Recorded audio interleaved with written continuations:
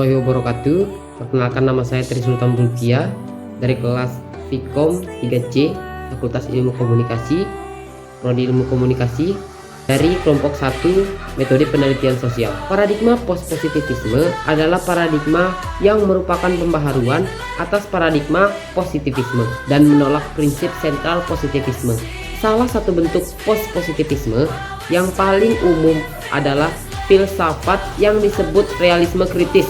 Seorang realis kritis percaya bahwa ada kenyataan yang terlepas dari pemikiran kita yang dapat dipelajari sains, bahwa realitas diasumsikan ada tetapi hanya dapat dipahami secara tidak sempurna, karena pada dasarnya cacat mekanisme intelektual manusia dan sifat fenomena yang secara fundamental tidak dapat diatasi.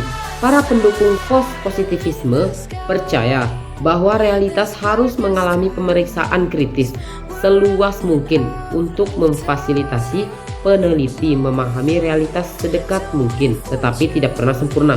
Post-positivisme mendukung keberlanjutan penelitian eksperimental dan survei dalam pendekatan kuantitatif, serta beberapa jenis kegiatan dalam riset kualitatif seperti studi kasus.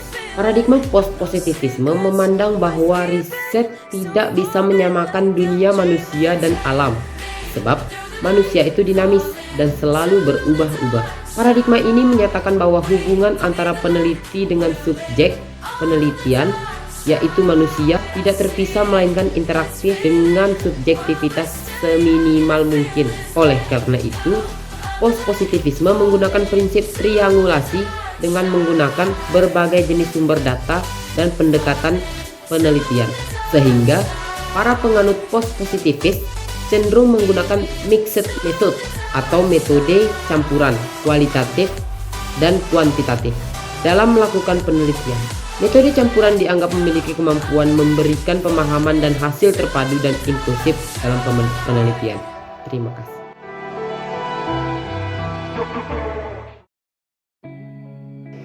Saya Oki Agasta. Di sini saya akan menjelaskan tentang konstruktivisme.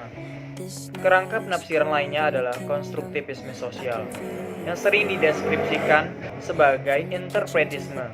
Lihat Denzin dan Lincoln tahun 2011, Martins tahun 2010. Dalam konstruktivisme sosial, individu-individu berusaha memahami tempat mereka hidup dan bekerja. Mereka mengembangkan makna-makna subjektif dari pengalaman mereka. Makna-makna yang akan diarahkan pada objek atau benda tertentu. Makna-makna ini beragam, mendorong para peneliti untuk mencari beragam pandangan, bukan malah mempersempit makna-makna tersebut menjadi sejumlah kecil kategori atau ide. Tujuan dari penelitian tersebut adalah untuk bersandar sebanyak mungkin pada pandangan dari para partisipan untuk situasi tertentu. Seringkali, makna-makna subjektif ini dinegosiasikan secara sosial dan historis. Dengan kata lain, mereka tidak hanya dilekatkan pada individu-individu, tetapi dibentuk melalui interaksi dengan individu yang lain. Dari sinilah pembentukan kehidupan sosial dan melalui norma-norma historis dan kultural yang berlaku dalam kehidupan individu-individu tersebut. Daripada memulai dalam sebuah teori, sebagaimana dalam post-positivisme, para peneliti menciptakan atau secara induktif mengembangkan teori atau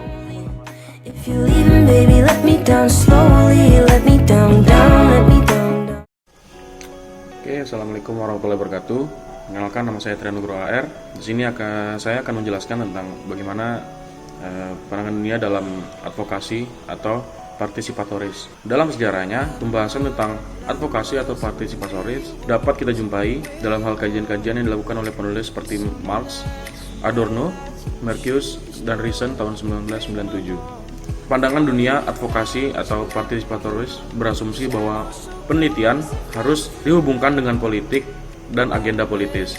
Untuk itulah, penelitian ini pada umumnya memiliki agenda aksi demi reformasi yang diharapkan dapat mengubah kehidupan para partisipan, institusi-institusi di mana mereka hidup dan bekerja sama dengan kehidupan para peneliti itu sendiri.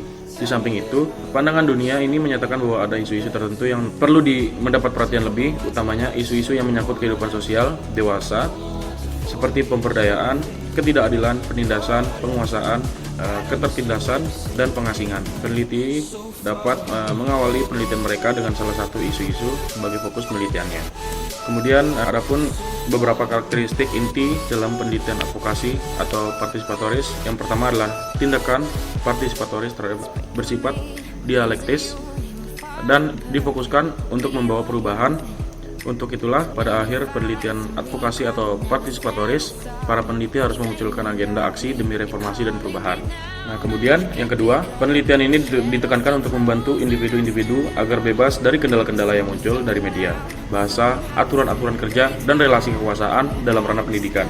Penelitian advokasi atau partisipatoris seringkali dimulai dengan satu isu penting atau sikap tertentu dalam permasalahan-permasalahan sosial seperti pemberdayaan. Yang ketiga, penelitian ini bersifat emansipatoris, yang berarti bahwa penelitian ini membantu membebaskan manusia dari ketidakadilan yang dapat membatasi perkembangan dan determinasi diri.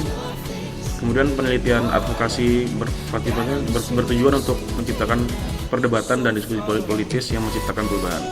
Kemudian yang terakhir, penelitian ini juga bersifat praktis dan kolaboratif karena ia hanya dapat sempurna jika dikolaborasikan dengan penelitian-penelitian lain, dan bukan menyempurnakan penelitian-penelitian yang lain. Dengan spirit inilah para peneliti advokasi atau partisipatoris melibatkan para partisipan sebagai kolaborator aktif dalam penelitian mereka.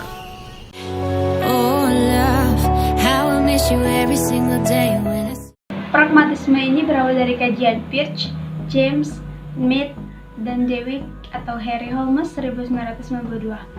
Paradigma filosofis yang satu ini memiliki banyak bentuk, tetapi pada umumnya pragmatisme sebagai pandangan dunia lahir dari tindakan-tindakan, situasi-situasi, dan konsekuensi-konsekuensi yang sudah ada, dan bukan dari kondisi-kondisi sebelumnya seperti post-positivisme.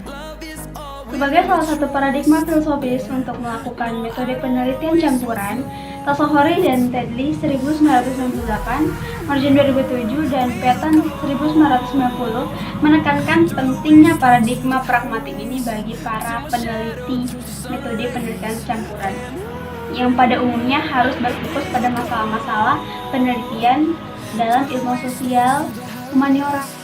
Kemudian menggunakan pendekatan yang beragam untuk memperoleh pengetahuan yang lebih dalam tentang problem-problem tersebut. Berdasarkan kajian Harry Holmes 1992, Morgan 2007, dan pandangan John, pragmatisme pada hakikatnya merupakan dasar filosofis untuk setiap bentuk penelitian, khususnya penelitian metode campuran. Yang pertama, pragmatisme tidak hanya diterapkan untuk satu sistem filsafat atau realitas saja. Yang kedua, setiap peneliti memiliki kebebasan untuk memilih. Yang ketiga, kaum pragmatisme tidak melihat dunia sebagai kesatuan yang mutlak. Yang keempat, kebenaran adalah apa yang terjadi pada saat itu. Yang kelima, para peneliti pragmatis selalu melihat apa dan bagaimana meneliti seraya mengetahui apa saja akibat-akibat yang akan mereka terima, kapan, di mana mereka meneliti. Yang keenam, kaum pragmatis setuju bahwa peneliti muncul dalam konteks sosial, historis, politis, dan lain sebagainya. Yang ketujuh, kaum pragmatis percaya akan dunia eksternal yang berada di luar pikiran, sebagaimana yang berada di dalam pikiran manusia. Yang kedelapan, untuk itulah bagi para peneliti metode campuran, pragmatisme dapat membantu membuka pintu untuk menerapkan metode-metode yang beragam, pandangan-pandangan dunia yang berbeda-beda, asumsi yang berasosiasi dan berkarya.